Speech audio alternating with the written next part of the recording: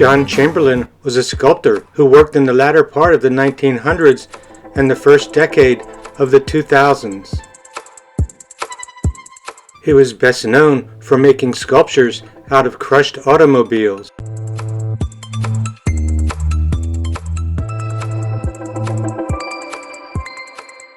He was born in Rochester, Indiana.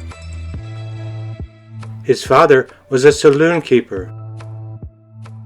Chamberlain spent much of his early life in Chicago.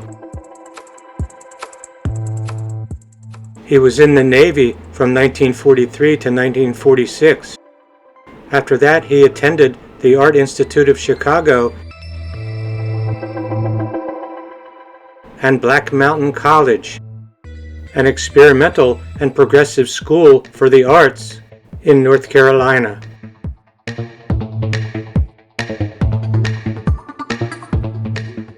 In 1957, after Black Mountain College, he moved to New York City.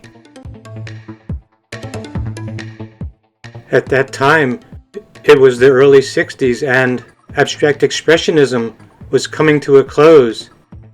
Pop art was beginning, and minimalism was also happening.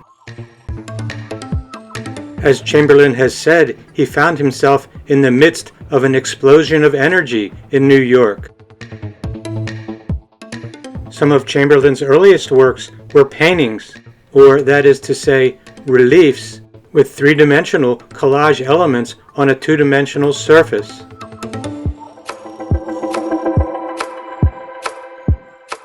It was in 1957, while visiting painter Larry Rivers in Southampton, New York, that Chamberlain began to include scrap metal from cars with his sculpture. One of the first sculptures he did, he called Shortstop. With this sculpture, he crushed found pieces of steel and assembled the sculpture with the pieces.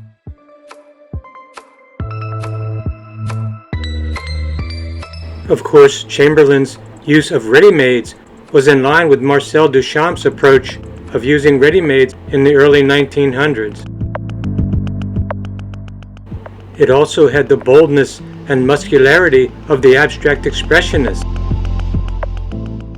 It was also in tune with the second-generation New York School work of Robert Rauschenberg and Jasper Johns.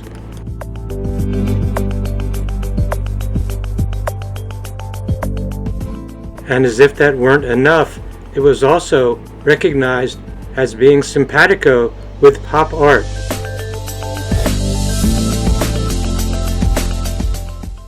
In 1959, he created a sculpture using car parts.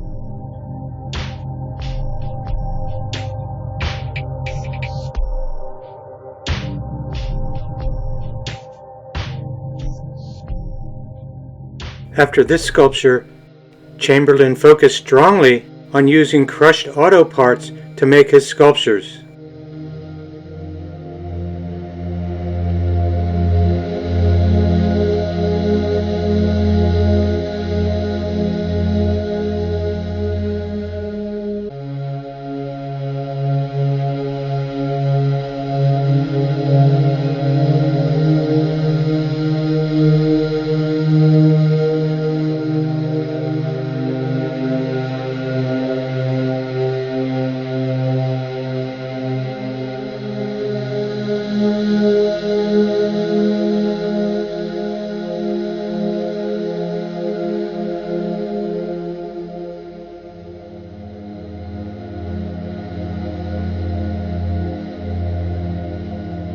This was a time when many of the great artists of the abstract expressionist time were still in the bars and still talking to people, and they were very open.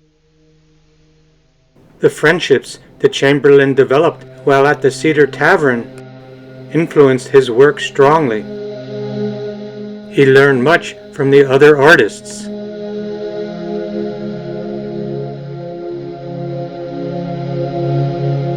His first one-person show was with the Martha Jackson Gallery. After that, he began to show with the Leo Castelli Gallery and his career was off and running.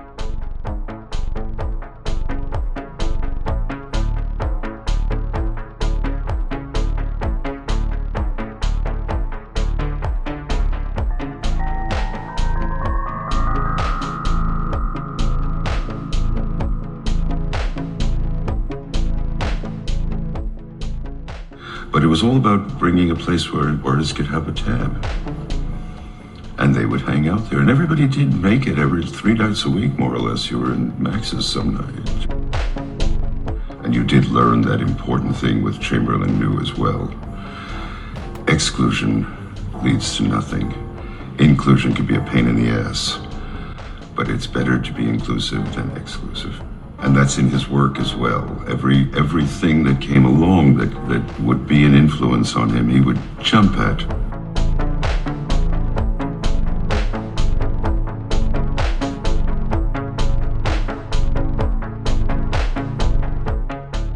In the bars of New York, especially Max's Kansas City, Chamberlain became known for a bar trick of crushing cigarette packs.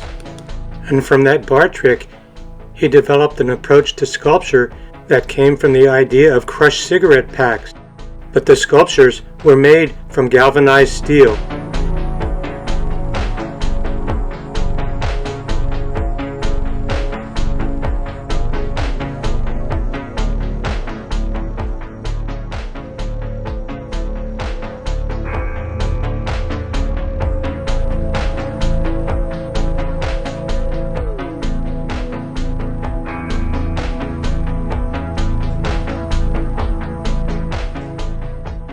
From 1965 to 1972, he begins making sculptures with polyurethane, foam, and plexiglass.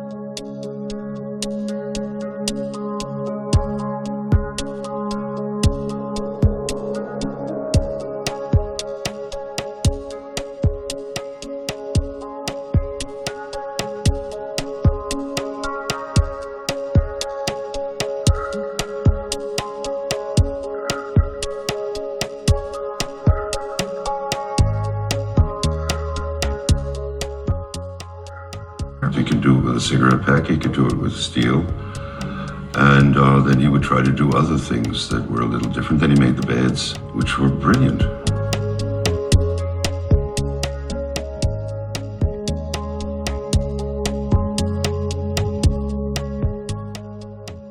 In the mid to late 70s, Chamberlain returned to using metal.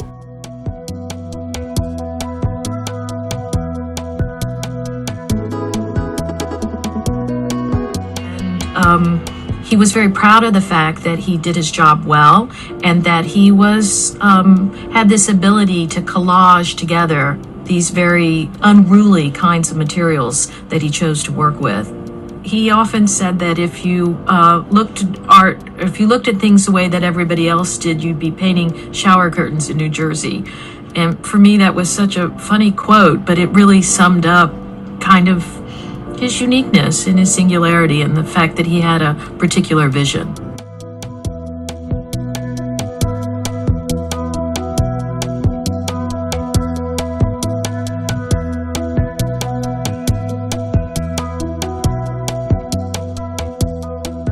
The emotional tenor of Chamberlain's sculptures was very diverse. Some sculptures could feel figurative, some were somewhat kitschy.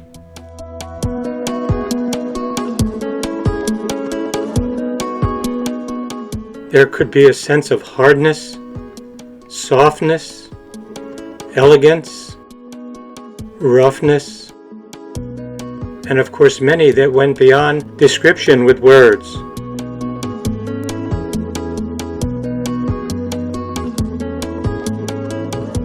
In the 2000s, Chamberlain had a show at Gagosian Gallery called Entirely Fearless.